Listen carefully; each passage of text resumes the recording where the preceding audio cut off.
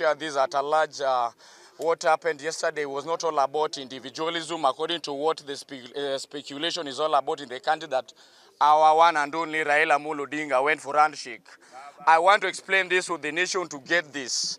We have to understand the term NADCO.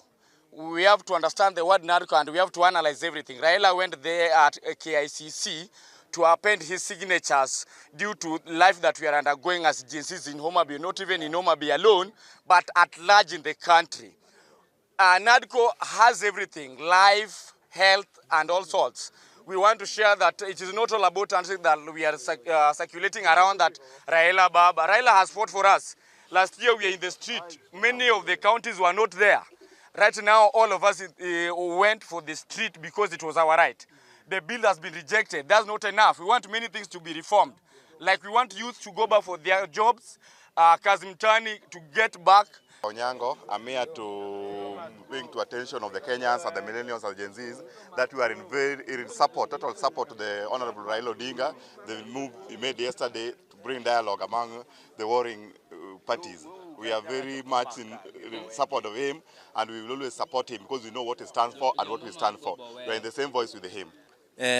I'm here to support what ODM leader Raila Odinga just said yesterday, that we as the Gens team, Kenya Nzima, we should embrace a dialogue between us and the government.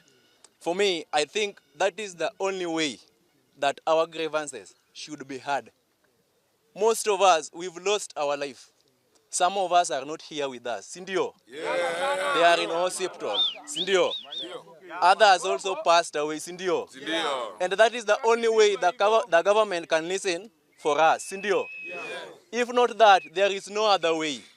Amani aje wazito. Sindio.